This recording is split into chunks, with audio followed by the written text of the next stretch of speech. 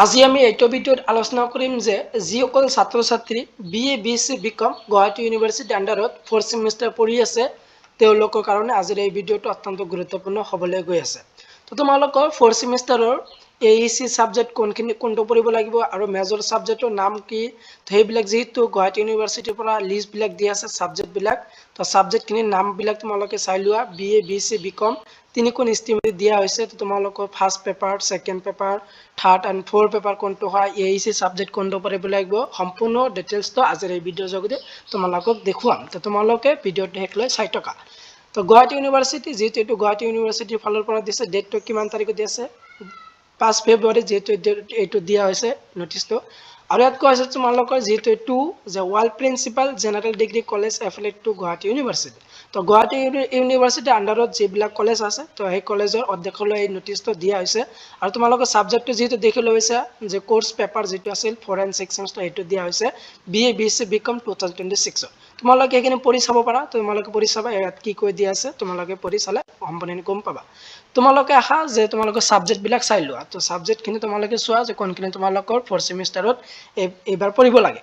তো তোমালোকৰ যেটো এবিলিটি এনহান্সমেন্ট কোৰ্স সমুকৈ যেটো AEC তো তোমালোকৰ AEC এটা পঢ়িব লাগিব যেহেতু তোমালোক ইতিমধ্যে দিছো যে তোমালোকৰ কোনটো পঢ়িব লাগিব 4th সেমিষ্টাৰ হেইটো ভিডিও তোমালোকে চাই লবা কি সাবজেক্ট পঢ়িব লাগিব তে ভিডিও ডেসক্ৰিপচনত দিয়া আছে যেটো তোমালোকৰ 4th সেমিষ্টাৰৰ এটা AEC সাবজেক্ট আছে তো এবিলিটি এনহান্সমেন্ট কোর্স যেটো 3 স্পেশাল বুলি কয় এটো তোমালোকে পঢ়িব লাগিব list of AEC paper to the in FYUGP 4th semester তো এটো FYUGP 4th সেমিষ্টাৰৰ ছাত্ৰ ছাত্ৰীসকলৰ কাৰণে তো তোমালোকৰ যেনে AEC তো AEC এটা পঢ়িব লাগিব যেহেতু তোমালোকৰ AEC 2 ক্ৰেডিটৰ তো 50 মাৰ্কছৰ তোমালোকে পঢ়িব লাগিব AEC সাবজেক্ট তো AEC আসামিজ তো আসামিজৰ যেটো আছে আসামিজ সাবজেক্টৰ নামটো হ'ব নিকা অসমীয়া ভাষা তো এইটো পঢ়িব লাগিব তো AEC যেটো আসামিজ সাবজেক্ট আছে এটো নাম কি আছিল নিকা অসমীয়া ভাষা 4th সেমিষ্টাৰ ছাত্ৰ ছাত্ৰী এইটো পঢ়িব লাগিব। যিসকলৰ বেংগলী আছে বেংগলী এইটো পঢ়িব লাগিব যে গণমাধ্যম ও গণজ্ঞাপন বাংলা ভাষাৰ প্ৰয়োগ ও প্ৰযুক্তিগত সম্ভাৱনা এইটো পঢ়িব লাগিব। তাৰ পিছত বড়ো তো বড়ো যিসকল ছাত্ৰ ছাত্ৰী পঢ়িব তেওঁলোকৰ এইটো আছিল সাবজেক্টৰ নাম AEC। তাৰ পিছত ইংলিশ যিসকল আছে writing and communicative English communication English skills writing and communication skills এইটো পঢ়িব লাগিব AEC যিসকল ছাত্ৰ ছাত্ৰী ইংলিশ পঢ়িব এইটো আছিল সাবজেক্টৰ নাম যেটো AEC তোমালোকৰ 2 ক্ৰেডিটছ তাৰ পিছত তোমালোকৰ হিন্দী নেপালী সংস্কৃত তো সংস্কৃত যিসকল ছাত্ৰ ছাত্ৰী পঢ়িব সাবজেক্ট AEC তেওঁলোকৰ বেসিক অফ সংস্কৃত এইটো পঢ়িব লাগিব এইবিলাক আছিল যে 4th সেমিষ্টাৰ যেটো AEC সাবজেক্ট তো এই সাবজেক্টৰ লিষ্ট তোমালোকে চোৱা তোমালোকৰ কোনটো পঢ়িব লাগিব এইটো কলেজৰ পৰা দিয়া হ'ব তোমালোকে কোনটো পঢ়িব লাগিব এই সাবজেক্ট বিলাক তোমালোকে চাই লবা। এতিয়া তোমালোকৰ মেজৰ এন্ড মাইনৰ সাবজেক্ট তো মেজৰ যেটো তোমালোকৰ যিসকল ছাত্ৰ ছাত্ৰী মেজৰ লৈছে তেওঁলোকৰ যেটো 4টা পেপাৰ আৰু মাইনৰ লোৱা ছাত্ৰ ছাত্ৰীসকলৰ 4টা পেপাৰ তো সেই 4টা পেপাৰ কোনটো খাই তোমালোকে সেইবিলাক চোৱা।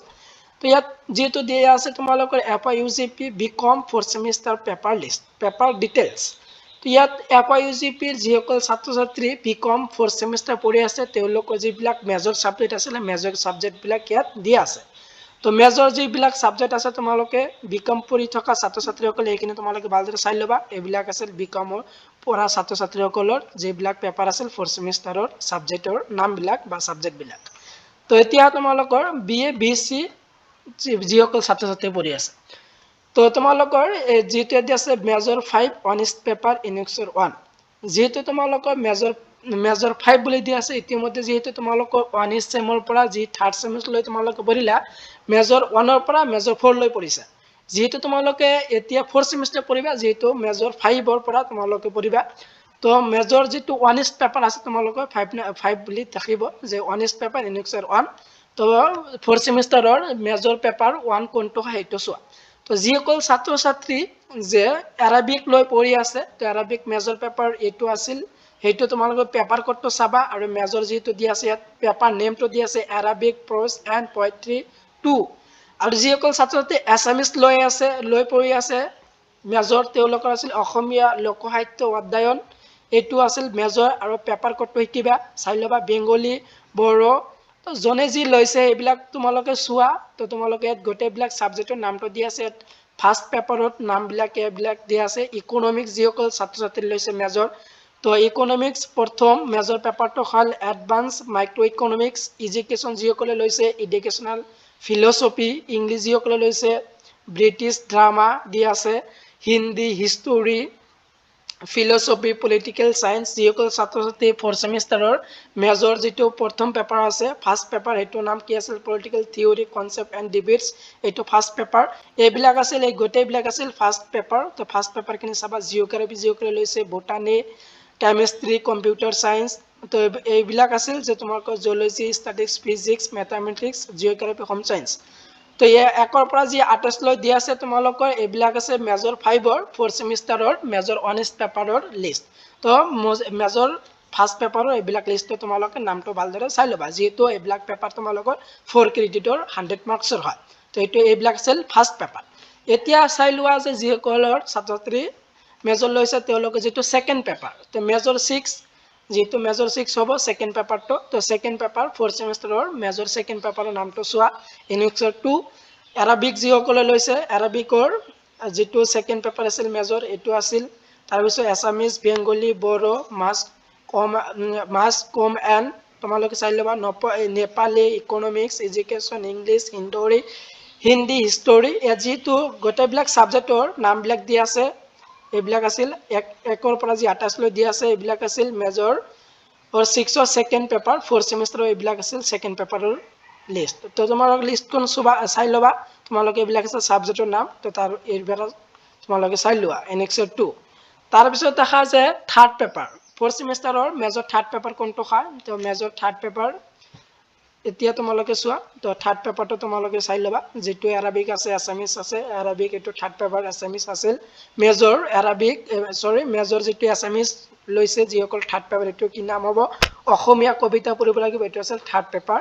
বেংগলী যিসকলে লৈছে লোক সাহিত্য পাঠ, তাৰপিছত যিসকলে ইংলিছ লৈছে ব্ৰিটিছ পয়েট্ৰি দিয়া আছে, এডুকেশ্যন দিয়া আছে, হিষ্টৰী দিয়া আছে, কনচেপ্ট এণ্ড ডিবেটছ। তো গোটেইবিলাক ছাবজেক্টৰ ইয়াত যিহেতু দিয়া আছে তোমালোকে সম্পূৰ্ণখিনি চাই ল'বা, কাৰণ ছাবজেক্টবিলাকতো নাম সম্পূৰ্ণখিনি ক'বলৈ গ'লে যিহেতু ভিডিঅ'টো বেছি দীঘলীয়া হ'ব তাৰ কাৰণে তোমালোকক দি আছোঁ, তোমালোকে এইবিলাক চাই লোৱা। তো এইবিলাক আছে তোমালোকৰ third paper major third paper. তাৰপিছত আহা যে আৰু এটা 4th পেপাৰ শেষৰ পেপাৰটো মেজৰ 8 যিটো 4th ছেমিষ্টাৰৰ 4th পেপাৰ যিটো ইনক্সাৰ 4 যিটো 4th পেপাৰ হয় এইবিলাক আছিল তোমালোকৰ 4th পেপাৰ। 4th পেপাৰৰ নামখিনি চোৱা, তো 4th পেপাৰ কোনবিলাক হয় এইবিলাক আছিল 4th পেপাৰ। 4th পেপাৰটো তোমালোকে ভালদৰে চাই ল'বা। পলিটিকেল চায়েন্স আৰু ৱেষ্টাৰ্ণ পলিটিকেল ফিলচফি এইটো আছিল 4th পেপাৰ পলিটিকেল 4th ছেমিষ্টাৰত। নহ'লে আৰু এটা ছাবজেক্ট আছে এই দুটাৰ পৰা তোমালোকৰ কলেজৰ যিটো আছে সেইটো পঢ়াব। তাৰপিছত দিয়া আছে ছ'চিয়লজি, বটানী এইবিলাক আছিল, জিঅ'গ্ৰাফি এইবিলাক আছিল যে 4th paper 4th ছেমিষ্টাৰৰ 4th paper. Geology, physics, mathematics, geography তোমালোক সম্পূৰ্ণকৈ চোৱা। তো এইবিলাক আছিল major paper honours paper second and third and 4th, তো গোটেইবিলাক। তাৰপিছত দিয়া আছে যিসকল ছাত্ৰ ছাত্ৰী মাইনৰ পঢ়ি আছে, তো minor 4th semester minor paper এইবিলাক আছিল। মাইনৰ পেপাৰ লিষ্টখন চোৱা যে মাইনৰ পেপাৰ এইবিলাক আছিল যে মাইনৰ 2ৰ যিটো অনাৰ্ছ পেপাৰ আছে এইবিলাক নাম, তো নামখিনি তোমালোকে চাই ল'বা যিসকলে মাইনৰ পঢ়ি আছা।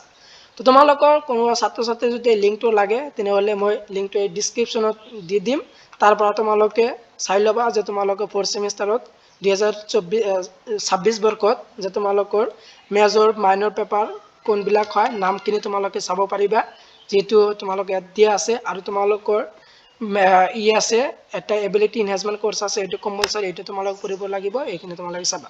তো ভিডিঅ'টো ইমানেই আছিল, ভিডিঅ'টো শেষলৈ ছাবস্ক্ৰাইব কৰি তোমালোকে ধন্যবাদ জনাওঁ।